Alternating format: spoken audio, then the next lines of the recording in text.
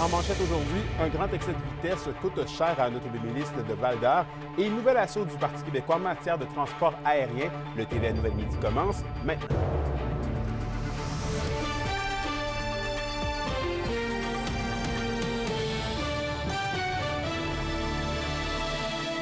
Bon midi, mesdames, messieurs, ici Anthony Dallaire et bienvenue au TVA Nouvelles.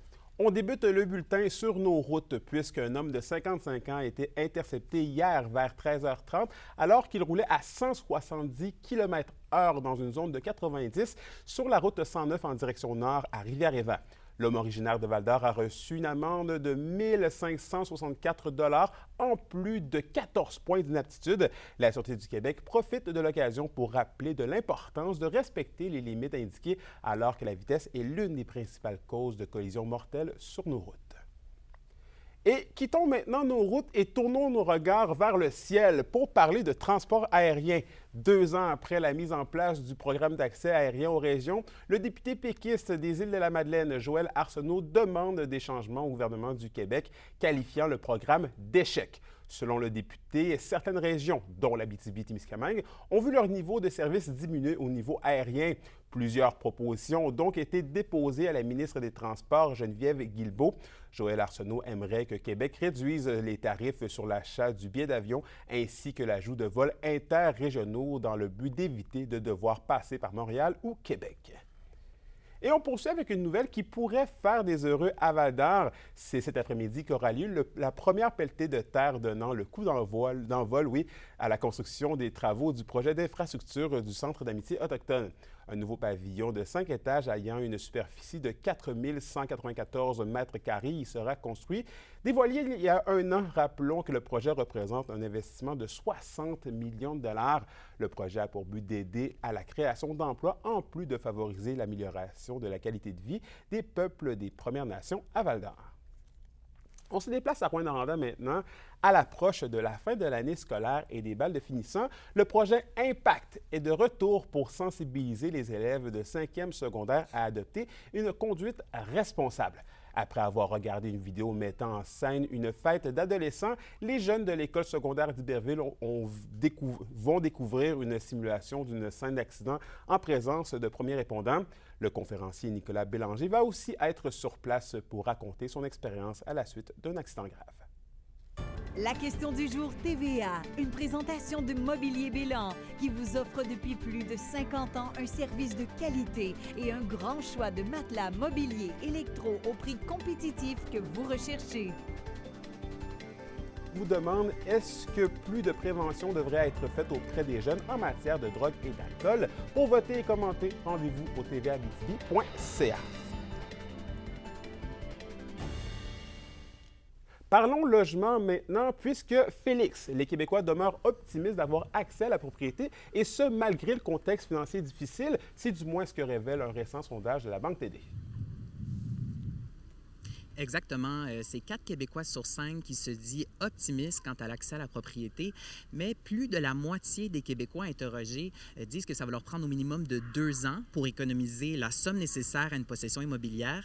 Et en Abitibi-Témiscamingue, il y a déjà des actions concrètes qui sont mises en place. Il y a Lisiane Morin de la Ville de Val-d'Or qui explique que la Ville est présentement en consultation sur le sujet et que justement, ils vont arriver à des orientations possibles à l'automne, mais d'ici là, cela n'empêche pas la Ville d'avoir déjà des actions en place. Actuellement, la Ville de Val-d'Or travaille sur le développement de terrain, le développement de nouvelles rues. On est pas mal construit à 100% dans les rues qui sont déjà existantes. Donc, pour ça, il y a des nouvelles rues qui se construisent. Exemple, au sud de la rue Roy, c'est des terrains qui sont vendus par la Ville directement. Donc, c'est le coût des terrains, c'est le coût que ça nous a coûté faire ce développement. Je vous présente un topo complet sur le sujet de l'accès à la propriété dans la région au bulletin de ce soir à 18h. C'est donc à suivre. Merci, Félix.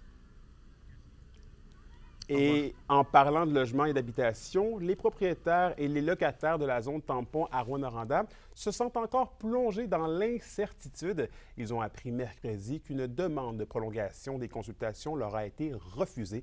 Les explications de Kémilia Laliberté.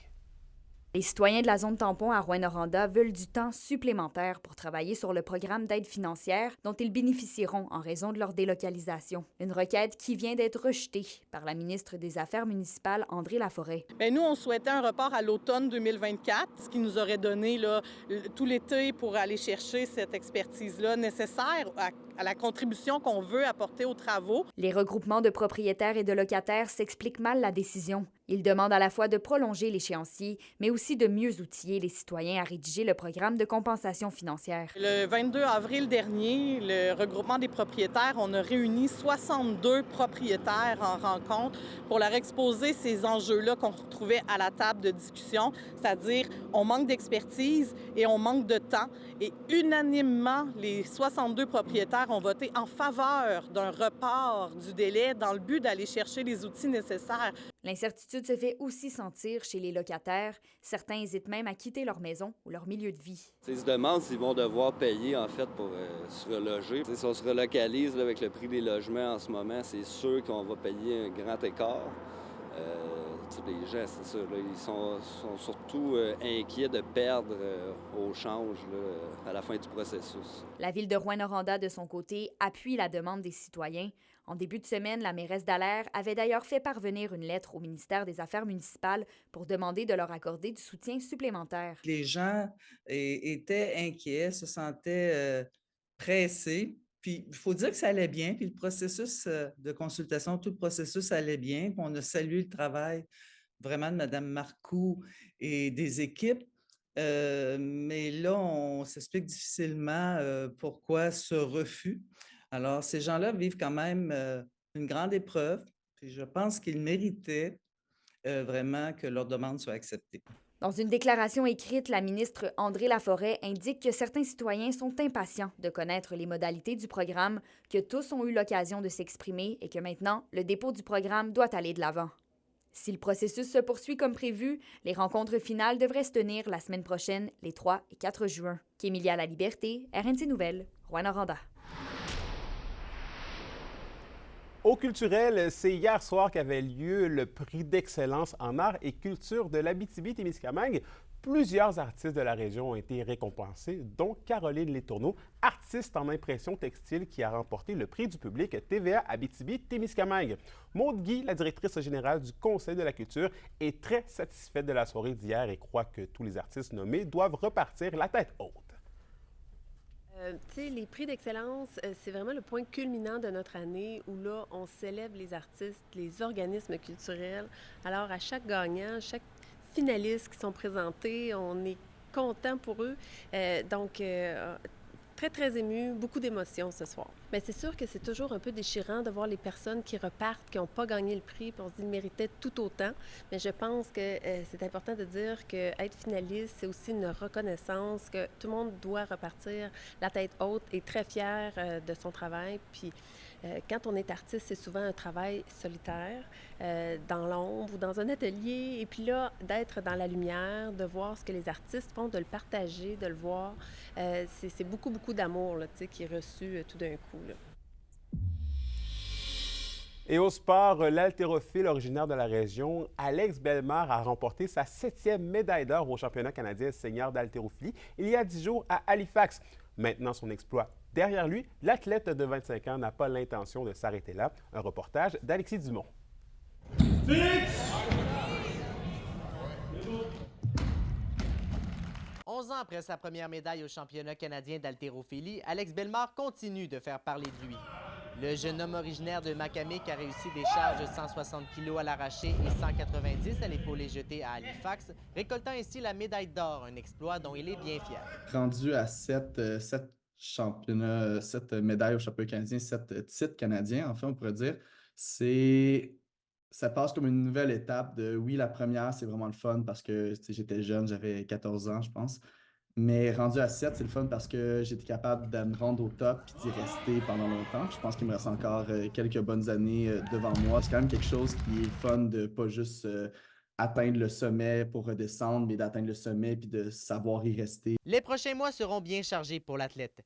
Il participera en décembre au championnat du monde d'haltérophilie à Bahreïn, mais avant cela, Alex Bellemare fera un petit arrêt à Nice pour le camp d'entraînement pré-olympique où il pratiquera avec Maude Charron. Comme il y a seulement Maude Charron, donc il y a seulement une femme qui s'est qualifiée, il n'y a pas eu d'homme qui s'est qualifié. Elle avait quand même besoin de partenaires avec qui s'entraîner avant sa compétition aux Jeux olympiques.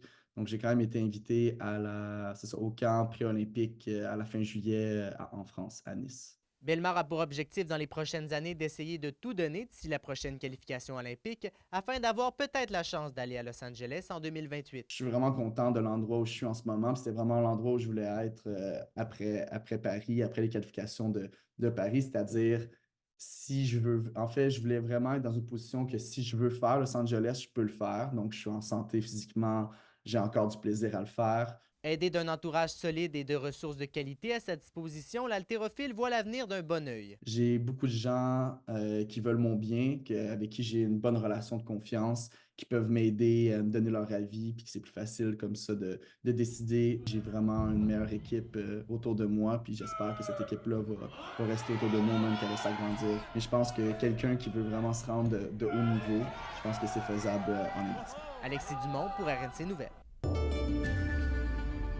À la météo de l'Abitibi-Témiscamingue, aujourd'hui, le printemps se donne des airs d'été et le soleil offre tous ses rayons à la grandeur de la région. On parle de maximum de 24 pour l'Abitibi et de 23 pour le Témiscamingue. Pour ce soir et cette nuit, quelques nuages devraient recouvrir le ciel de la région. Les niveaux de température, on parle de minimum oscillant entre 8 et 9 degrés Celsius. Merci d'avoir été encore une fois des nôtres ce midi. N'oubliez pas qu'on est sur YouTube et XTV Abitibi-Témiscamingue. Si vous voulez aller voir ou revoir les reportages et les bulletins de nouvelles, on vous invite donc à consulter nos plateformes. Sur ce, on se retrouve au TVA de 17h58. D'ici là, je vous souhaite de passer une excellente journée.